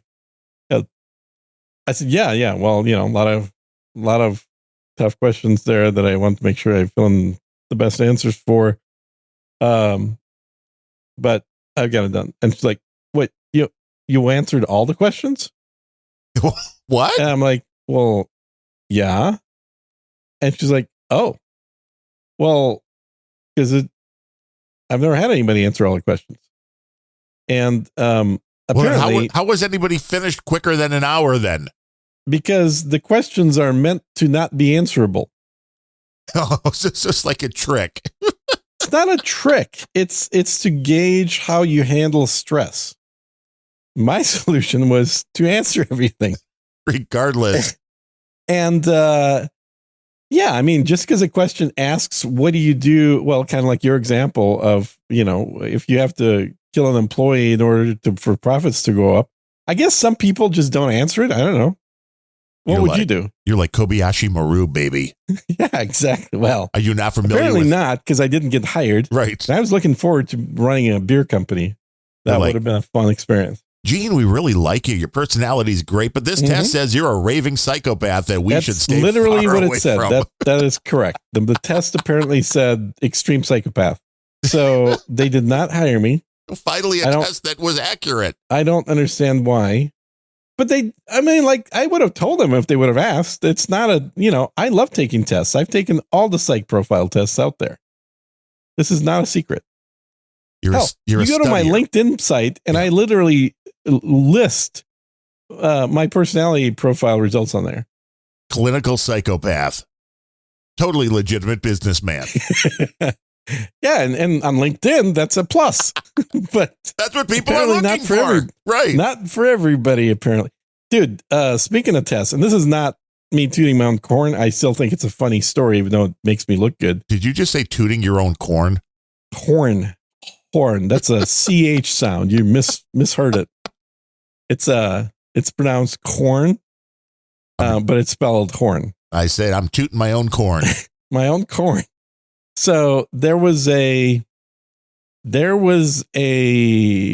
kind of weird ass consulting job that I was applying for that was supposed to be lucrative. And part of their test was like, oh, we're going to have you do an intelligence test. And I'm like, great. I love taking tests. And so they send you to this website that has an app that is like mental stimulation and test app thing, whatever. And what they've got is a bunch of different little puzzles to solve. And a lot of the puzzles have timers on it, right? So you have a limited amount of time to answer correctly. And I think there was 5 different puzzles on there. So anyway, I did the thing. The results were, top 95%, something like that, whatever the fuck it was. Send it into this thing. And this is another job I didn't get because apparently I answered everything because, that story isn't interesting. So I'm not going to talk about the job I didn't get, but after using this little app, I thought, well, this is actually kind of fun. You like little mental challenge apps, right? Just something to kind of keep your head going, kind of like Sudoku for some people. If people, I'm not a big fan of Sudoku, but a lot of people enjoy that. But I don't mind the little word games, or you're looking for the specific word that's being used that changes something. Yeah, or like one of the things in this game was we're going to show you 2 images, and you have to identify the number of differences between the 2 images. Were they pictures of Taylor Swift? Sure. They're pictures of Taylor Swift, and there might be nothing different, or they might be one thing or 2 things or 3 or 4 things different and in between the 2 images. And you have to identify how many differences there are. Like, you've probably seen those tests before. They're fairly common. Yeah. In this app, the difference is they give you less and less time as you progress through the levels. And so you get to a point where they flash the 2 images for half a second. And based on that half a second, you have to identify how many differences there were between them. That's hardcore for people with bad eyes. Well, yeah, it is. It's hardcore for people with good eyes, too. True. Because you're supposed to memorize both images and then compare them in your head because they don't exist in front of your face anymore. Right. And then answer properly. So then it had like 5 different sections like that. One of the sections was similar to... Alarm. Kevin Seifert just came in with $5. Thank you. Hang on. We're good. It's all good. We're all good. Wait, this isn't the nukes are going? Seems like we've got at least another 10 minutes. Sorry, this is my EM alarm. Your sugar level too low? Electromagnetic. Wait, there's a pulse? There's an electromagnetic pulse? Yeah, it actually hit last night, but there's still some apparently things it's affecting. All communications have been knocked out. All good. Well, this one hasn't. Oh, good. So there's 5 different little mini games in this app. So I got through and I beat 4 of them. Like, I got to the top possible score. And I'm kind of a completionist, right? A little OCD. And so I was doing the last one. And the last one, again, it was one of those things that like flashes your screen. And I could not for the life of me beat this thing. And it was just like, I swear to God, I'm doing the right thing in the right amount of time, and it's just not working. So I thought, well, there's got to be something wrong here. So I took a high-speed camera, and then I shot the lens. And sure enough, I was pressing the right thing but the game was marketing it, the app was marketing it as incorrect. So I shot a video of me doing this and sent it to the company that made the app. And I'm like, oh, by the way, I've beat the other 4 games, but I can't beat this one. And I now figured out because you guys fucked up the development on it. Or is that part of it? And then, yeah. And then the aliens come down and scoop me up so I can shoot the TIE fighter. Exactly. No. So I sent this in and their support's like, well, I'll pass it on. Wink, wink. Yeah, right. You're full of shit. They're like, why are you bothering And then us? like 3 days later, I get a reply back saying, hey, so yeah, we apparently had a bug and a glitch. You'll be happy to know that we are in the process of fixing that. So you can try again. And we'd like to send you a t-shirt that says I beat blah, blah, blah. Because no one's ever brought this to our attention before. You are hardcore. You don't want to be on the wrong side of a gun with me. No, I do not. Guns are dangerous. Yes, guns are responsible for killing people. Yeah, I keep waiting. I mean, I've got 3, 4 sitting in the office here. Keep waiting for them to shoot me. I know, right? Like this it's a matter of time, man. Yes. It's a matter of time. It'll happen when the guns go AI. Yeah. But my lesson learned from that is not like, oh, look how smart I am. It is, guys, don't assume that the app you're using is correct. Yeah, don't assume anything is correct. Well, don't assume anything in general is a good advice. But in particular, just because somebody made a piece of software, don't assume that what you're getting is the correct response there, because it was a human that wrote that software, and humans are stupid. Oh, yeah, which now I'm sure it still happens. I haven't played the game Trivial Pursuit in a long time. If you're a kid of the 80s, you remember God, Trivial. I haven't played that for ages. It was fun back in the 80s. I mean, yeah, because all the questions were about like the 60s. Now it's like they try to update it, but there were cards that were then proven to be wrong. So, I mean, I'm sure there were games that were contested greatly because the little card said the wrong thing. So I just watched the video on Veritasium. Do you ever watch that channel? Veritasium? Veritasium. I have not heard of it. No. Yeah, it's it's a play on words. It's basically the truth element. But it's a dude that's been making science related videos for a decade or so. And they're usually very good. And he kind of looks into sciencey or math related things. Kind of like there's another one that's like, I think 3 brown eyes, 1 blue or something like that. There's another math dude that does a lot of the videos that are pretty good. But anyway, this video from Veritasium, it had talked about an SAT question that was wrong, that everybody answered incorrectly. Until like a few kids that were taking the test, probably back in the late 80s, had reported it as you don't have a correct answer option. Like, this is a bad question. And sure enough, they were able to prove, and the SAT had to give that question to everybody that took the test because they had failed to put in as one of the options the actual correct answer. Yeah, remember. And here's the question that everybody always gets wrong. You have 2 circles. One of these circles has a radius of 1. The other circle has a radius of 3. These circles are tangential to each other, meaning they're touching each other. How many, let me say it this way. If you pick a spot that is currently touching the large circle, and that spot is in the smaller circle, and you rotate the smaller circle around the large circle, knowing what the radius of each is, how many times does that spot go around if you do a full 360-degree movement around the large circle? So you basically have 2 bicycle wheels, one's 3 times bigger than the other one, and you're making the smaller one turn around the bigger one. You do like tests. Well, yeah.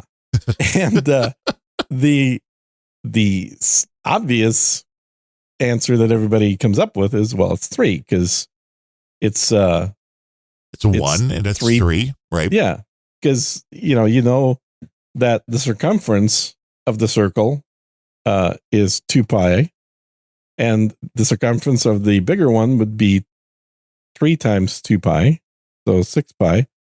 So you can cross out the pi's and reduce the denominator, and you get 3. And if you unwrap the circles, if you take the circumference of each of the 2 circles, both the radius of 1 and also the radius of 3, then that is the correct answer. You get 3 of those straightened out circle circumferences of the smaller one to equal exactly the length of the bigger one. But as the problem was stated, where these circles are rotating around each other, that is not the correct answer, even though it's counterintuitive. And I'll just say the correct answer is actually 4. Ooh. And I will let people figure out, if they're curious at all, which probably nobody is except for me, why the answer is 4. Yeah. Yeah. So it's I'm just having stuff. SAT and ACT flashbacks. I know all. you're like, I want my blanket. I want my blanket. I don't want to do this anymore. I don't want to do this anymore. Why are we doing math problems on a podcast? What is this? What is going on? It's unrelenting. That's what it is. And I did well I always tested well, but I was always really not interested in classes for most things. Yeah, me too, brother. I never enjoyed the class. I always just enjoyed the test. Well, right, because that's the best part. Well, then you're done with it. Yeah. And I was like in the top 5 or 10% of both the ACT and SAT and ACT. Mm-hmm. Mm-hmm. You did both? Yeah, unfortunately. And it was since a early age. I mean, I knew the teachers already knew it was going to be a problem because I was the kid in, first grade, second grade, third grade who 6 foot tall. Well, right. Of course, it's already 6 foot tall. But I would be the one, if it was, hey, we're taking a test today and you've got your 45 minutes to do the test. I was done in like 12 minutes and then going, now what? Now what? Yeah. It's like none of this is hard. None of this is difficult. And that kind of screwed me in the long run because then by the time you do get to college, I didn't have the knowledge, didn't have the You never practice. had to study. Right. Yeah. Yeah. So as the stuff got harder and harder, then it became, harder to scam your way through. Although I believe I had at least one class at DePaul where I showed up on the first day, got the syllabus, showed up for the midterm, did the paper, showed up for the final. So I only showed up for 3 days and got a B. Huh. Because really, why would you show up to class? Why? Yeah, I would agree with you. You just need to pass the test. Hey, I took Russian in college. That's hard to believe. So very hard to believe. Now I'm just guessing. How many degrees do you have? Because if you like tests, then you may hold multiple degrees in different hold 0 languages. degrees. Really? Yeah. Wow. I went to college for 9 years. Well, that's an interesting plan. Uh-huh. Yeah, parents love that. well, if they were paying, really, that would have been for mine. It would have been after like year 5. Even if they're not paying, believe me, they still love that. It's like, hey, we haven't seen you in a while. How's Jeannie? Graduated, right?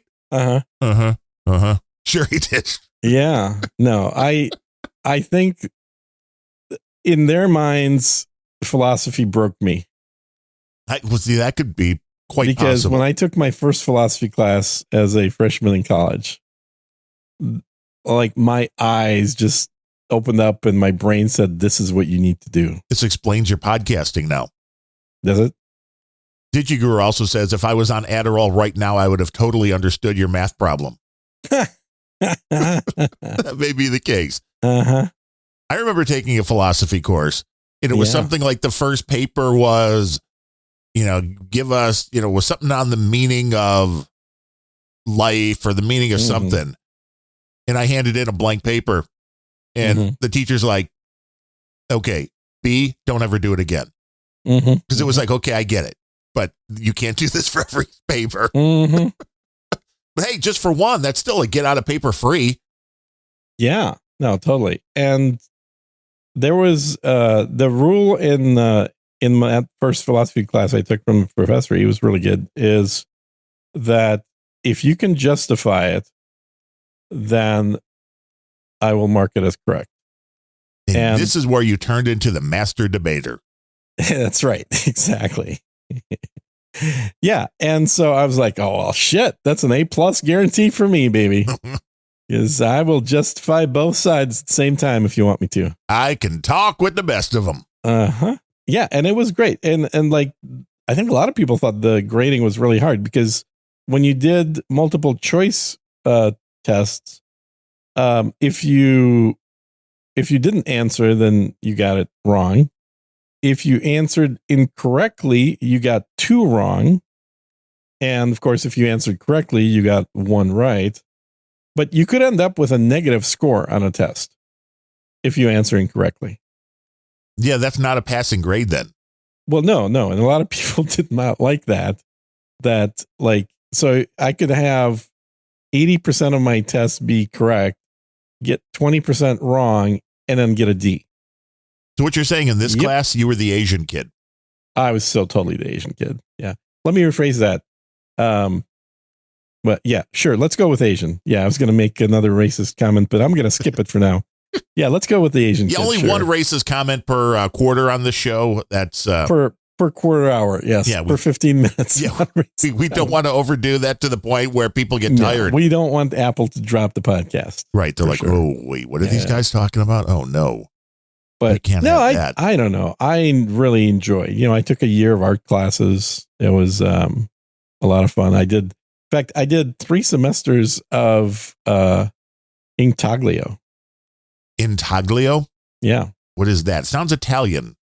It is. It is the original copper plate printing method. One color, or is this like a one color? So you're basically doing a like a sketch. An etching. So I would say, hey, you want to come over and check out my etchings? Hey, you want me to etch you, baby? Yeah. Just come back 3 months. It's going to be a long etching.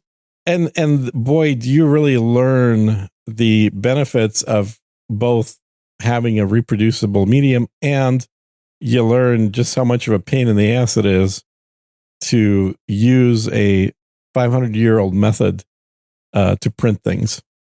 Well, and that's the interesting thing with the etchings too, is that you get about a few hundred maybe that are good, and then it's crap. Yeah, or one. Right. Well, everyone is doing wear and tear on the plate, which is why you see these. Yeah, to some extent. I mean, it's the biggest thing is that because we were using handmade paper as well. Well, of course. Why wouldn't you? Did I mention I took these classes back in the 1600s? I don't know if I make your own paper with Sir Gene. People are signing up left and right. It was classic. The instructor on the first day said, some people will tell you that turpentine's not good for you. I have never had any issues with it, and I'm 45 years old. And he looked like he was 80 and constantly was about 60, twitching. I thought, yeah. But man, the chemical, we had open vats of acid, we had mineral oil, turpentine, everything just sitting there. That was the best smelling class of all my classes. I literally took it for 3 semesters. I mean, there are people out there now, since history really isn't taught, that if they hear the term mad as a hatter, they don't realize that it came from the fact that the people that made hats back in the day used chemicals that were so harsh that they went insane. Yeah, it's the beavers didn't like it too much either. Ned coming in with 55 Satoshis. That is the first and only boostergram for this show as of yet. Wow. I love That's right. Unshaven. We don't have CSB boosting anymore because he's studying. Yeah, he's off studying. Yeah. He totally emptied his wallet for grumpy old Ben. So yeah, did he? Although Ben Rose has the Sir Gene issue where he doesn't get his half of the Satoshis anyway. So it's that's not called a Sir Gene issue. That's called a common denominator issue. And you would be the common denominator. Could be. I love Unshaven with Sir Giant Bush and Harry O'Neill. That's a great show, Ned. Harry O'Neill. Yeah. I had to empty out a bunch of Satoshis from Get Albie wallet because they're like, first world problems. I know. I got a couple of emails from them like, we have 1 million Satoshi limit if you want. So it's like, get it out. I'm Wait, like, they do? Yeah, I didn't know. Maybe it's new. And they had a thing where you could sign up on a mailing list if you want to be a part of like Get LB Plus, where for a small monthly fee, they'll be able to do some other things. Well, I'm up to 69,000 Satoshis.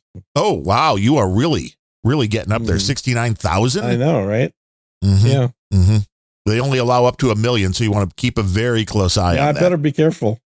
And I didn't know when I might hit 1 million. And I don't even know when they added it. 5 years from now. Because I was asking people, I'm like, what's the easiest way? What's the best way to get that onto the chain? So convert that into actual Bitcoin or whatever. Do you get any streaming sats?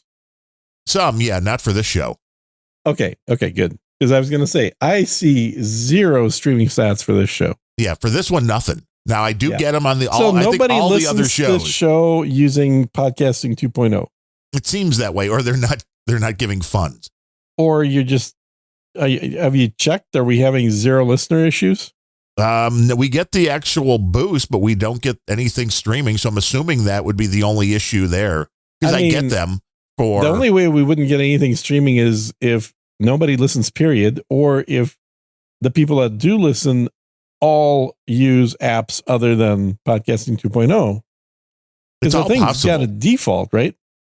I mean, anybody that's listening right now on a Podcasting 2.0 app, if you can stream a few sats, then we'll at least see them. Or, just turn on streaming. You could turn it off in like 3 minutes if you want. But it seems to me like this may be an undiagnosed technical issue that you're just assuming no one gives a shit for. Well, it's possible because I will tell you on my... I get them on all the other shows. Well, but here's the thing.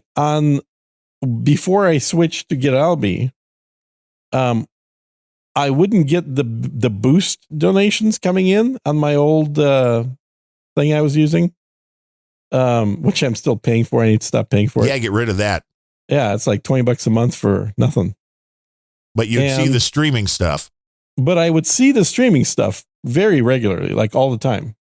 I would see that, it's coming in at like 10 sets or... Yeah, but that was Sergine Speaks that was interviewing everybody involved with Podcasting 2.0. So if they were listening... Years ago, yes. Yeah, but still, they're the ones that are boosting you. They're the ones that are streaming sats. No, because you had it set up in this show. You were using the address for that node. True. And I stopped doing Sergine like a year ago. And I was getting streaming sats coming in. Well, you should go back to doing Sergine. I am doing Sergine. There's been 3 episodes now since I restarted. Back? Really? Yeah, and the next one's, guess when that next one's coming out? Today. Wow, 2 episodes in one day? Well, I did 3 last week. How do you handle that workload? I did all 3 episodes in one day. Well, it's easier. It leaves the rest of the week free. Oh, well, that's it. Work one day. I don't understand why you're working like 5 days a week. You're crazy. You ought to be working 1 day a week and doing the same number of shows. Got too many shows to do. That's the problem. You should do them all on one day, the way I do them. It's a Friday extravaganza. Mm-hmm. Yeah. I mean, seriously, it's like you could literally be working 1 day a week and getting the exact same number of shows out and getting the exact same donations.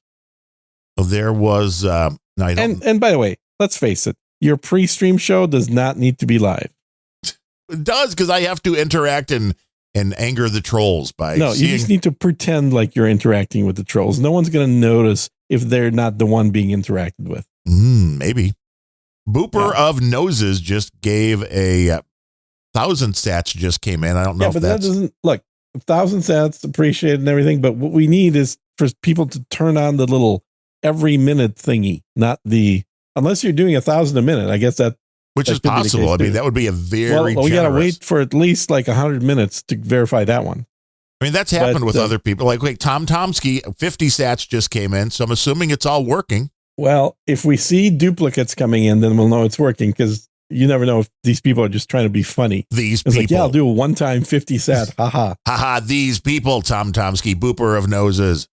Thank you. Yeah, Tom is the dude that is constantly posting my shit on Twitter or boosting, whatever the fuck you call it. On Mastodon and X.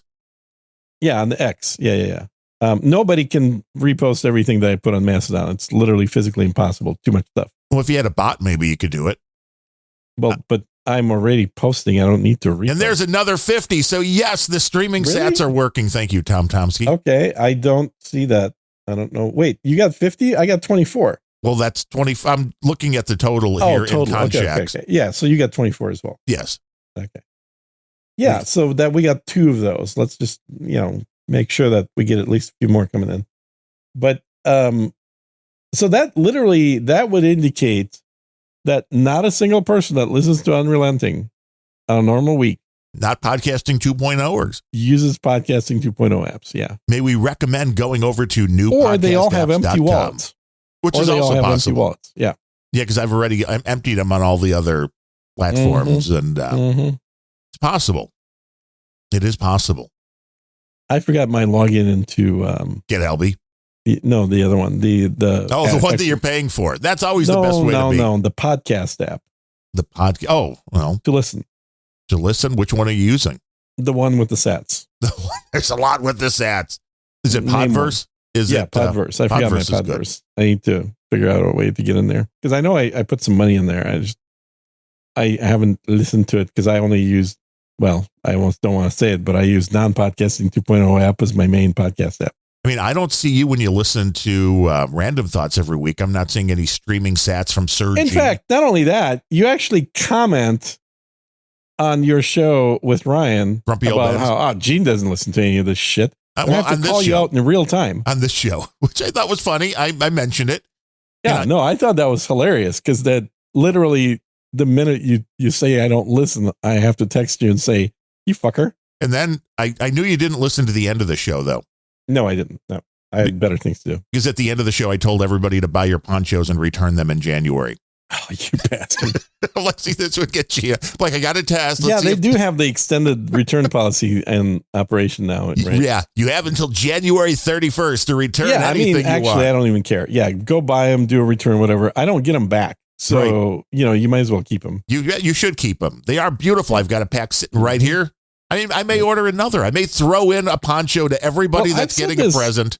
I've said this on my other show. I might as well do it on this show. I'm sure Darren will be up for half the cost. But yeah, anybody that does a donation of $50 or greater, I'm happy to send you a 3-pack of ponchos for free. Well, why don't we make it $100 and we'll add a mug? Because I just made up mugs for the Rock and Roll pre-show and for Planet Rage. That's cool. Whatever. I think it's hard enough getting people to do 50, but if you want to do 100, that's fine. Well, see, but the mug and the poncho together, that could be like you're getting something back for your time. You're getting something back for your money. We're turning into NPR here. Yeah, kind of. And just for a $50 donation, you'll get a tote bag. This beautiful tote bag. Yeah, the unrelenting tote bag right here. Yes. I wonder how much those cost. If it's like $1, we should do one. With artwork by Sir Gene. Yeah. Well, let's face it, Sir Gene's AI. When you were an artist, dude, you don't need the AI to do it. I am an artist, and I know how much it actually takes to do real artwork. Dude, I have paintings that I've done all over the house. It's this shit is very time consuming. Well, of course. That's why you're an artist. Why do you think I did photography? Because that was a faster way to do art. If you want to buy tote bags from Shutterfly, they are probably $50. No. I mean, they're probably shitty tote bags, but they're $5.50 a piece. Well, that's not bad. So we can do those for a $50 donation. Yeah.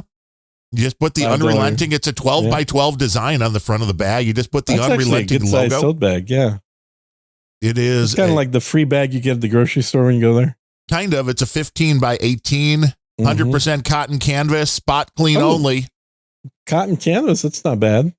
Yeah, and if you wash it in the in the washing machine, it'll be a 6x6 tote bag. Yeah, with clean though, not the unrelenting logo. A clean 6x6 tote bag for, I guess if you have kids, you could just buy an extra one and wash it.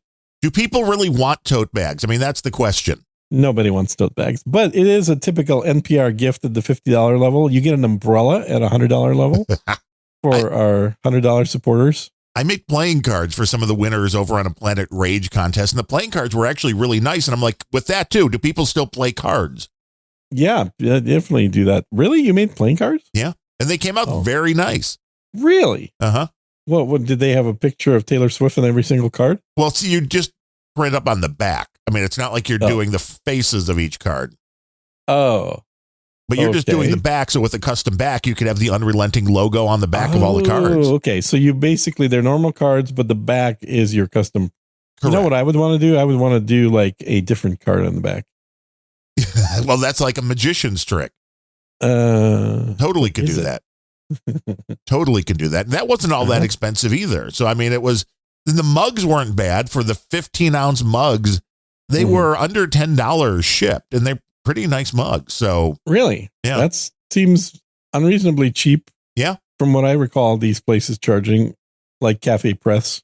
Yeah, this is because you're not selling it to the public. They're just selling them directly to you on Shutterfly. Do they have like minimum orders of 1,000? No, I mean you'll pay for shipping if it's under a thing. But if you have a Costco member, this is where Costco started sending everyody. Once they decided they didn't want to do this, they made a deal with them. Shutter. Yeah. So it's 51% off anything plus free shipping if your order is over like $49. Not bad. No. Yeah. Like I said, I bought a few of the mugs. Well, you think about it. Yeah. I'm happy to actually do that. So if you get any actual donations at a time, donation in cash money, not Bitcoin. What do you don't like Bitcoin?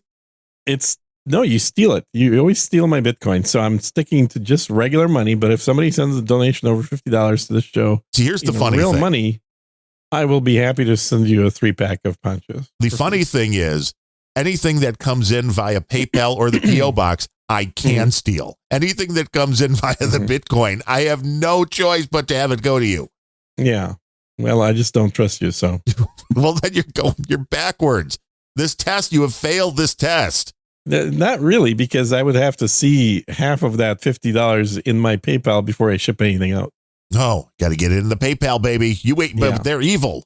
PayPal could shut you down. So I don't care if it's PayPal. It's something else. It doesn't really matter. There's 20 different ways to send money. Can you Venmo me, baby? That's owned by PayPal. Oh, damn it. Mm-hmm. Cash in the mail. It's the only way to go. Cash in the mail. Check works. Check in the mail. Just send your checks. Don't send your water. Yeah, we don't want water. No blankets. We do have a P.O. box. Just go to unrelenting.show. Yeah, no, if you send us the cash, we will send you the blankets. We can send, well, no, they have those too. And the price on that wasn't bad either. Really? So you could be like sleep with Gene, get a Gene blanket on, and people would dig these things. I was curious to order one of those. I highly overestimating people's interest. I know. Well, for the show anyway. I mean, I don't know otherwise. Depending what it is, but you can get a blanket made up with your own design on it. It's $35. So half of that, which isn't bad on, $18 for a custom blanket. I mean, who wouldn't want that? What would you want it for? I don't know. Now, the ones that look like the woven ones, those are like $70. So those obviously are way more expensive. Yeah. The other ones are more like I have the White Sox had a giveaway that I hung on the basement wall. Oh, which, cool. They say it's a blanket, but it really, it's not going to keep you warm. My Geiger counter just showed up. Uh-oh. I mean, wait, let me rephrase now. Did one just show up that you ordered, or is your Geiger counter all of a sudden like pegging and you're like, gotta go? No. My new Geiger counter that I ordered just showed up. I mean, wait, was the old one wear out? No, the old one still works. How many Geiger counters do you have, Mr. Test Taker? 3? How many do you have? With no degree. You're the only person without a degree that has multiple Geiger counters. No, Elon Musk also has no degree and multiple Geiger counters. Yeah, but he's rich. Yes, he is. Why, and he lives, next door? Yes, he does. You got to go find out when the next launch is going to be. Maybe one will actually make it to space. Well, I can't believe they launched on fucking Saturday. They've never done that before. That totally tricked me up. I was literally ready to go there Monday, and nope, they launched on Saturday. They messed with you. They did, but it was a good launch. I mean, I watched it all obviously on video, and And how did they describe what happened? It was beautiful. I mean, they had it planned. It's like, well, this was an unexpected, unplanned rapid deconstruction. You mean it blew up? Yeah, and as soon as I heard from Adam on that, he's like, "Yep, bounced off the what do you call it? The dome." Yeah, but he's got a name for it. What does he call it? George Santos expelled. Yeah, I saw it. First time. Firmament. It says like, firmament. Bounced off the firmament.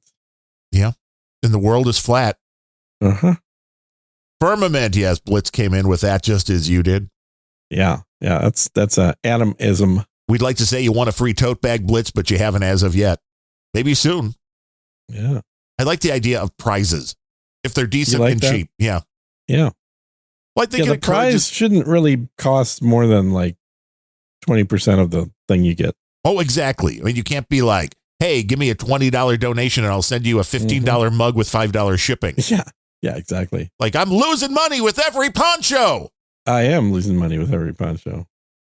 Which is why everybody should buy them up. How many more do you have? Do you still have a bunch in your garage with those? I do. With the 3 crates of shoes that you haven't opened? Literally, yeah. I have like eight crates of ponchos. And 3 crates of shoes.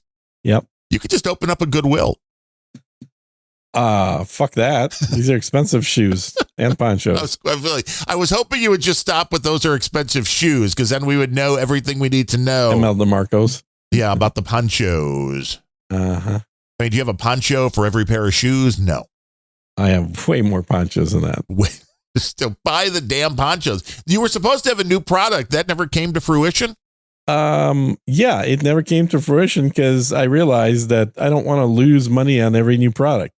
Yeah, selling on Amazon is not for the faint of heart. And here's the short version of it. I'll tell people what happened. So found a product that somebody was selling a similar product on Amazon, checked how much my guy in China would be able to get it for. You got a guy in China? Of course you do. You and your, of course you do. Anyway, so find out that, we could do 80% profit margin on this. This is great. That is a good profit margin. Let's do it. Okay. Hey, we need our custom artwork on there. Okay, there's a charge for that. Great. Oh, we need to have, we can't sell these one piece. That doesn't work. Let's do like a 3-pack. Okay, so we need packaging. Great. Let's do that. We don't want to wait for 6 months until they make them. Let's pay for expedited manufacturing. Great. Looks like there's a strike in California for the longshoremen. So if it's on the boat, it'll be like 6 months before you get them and you can send them to Amazon. Fuck that shit. Airship the bitches to me. So I had like 1,000 pounds airshipped. And, next thing you do is you add up all these costs, and then Amazon gives you a fuck you fees for not having things in the format they would prefer them in. Basically, I'm losing money in every goddamn item because whatever money profit is there, and it's certainly not like Amazon's making money. It's just I'm losing money because Amazon takes their cut out of your cut. And, remember, because, there's one more thing that happened. So there was an error on the box. Not the printer's fault. It was my partner in this business's fault because he was the one supposed to be proofreading, which he didn't. So there was a couple of words that showed up that shouldn't have been there. So every single box had to be hand touched up. You imagine how many thousands of boxes this involves? Yeah. Before you ship any over to Amazon, you have to do that. Before sending them to Amazon. So that means, guess what? Now I have to pay for shipping to Amazon. And by the way, since Amazon has free shipping to you as the consumer, you know what that means, right? Yeah, less money I'm paying for the shipping to you. Yeah. That's the way that Amazon Prime works is brilliant. You as the consumer pay money to get free shipping, and Amazon in turn tells its retail partners, if you would like to be part of the Prime program, you will be paying shipping for all those outgoing orders. Hey, Your business card says you're a totally legitimate businessman. It doesn't say you make a profit. Exactly. And so consequently, what ends up happening is everybody from the airline company, the shipping company, the manufacturer, the print company, Amazon for sure, everybody is making profit except for me.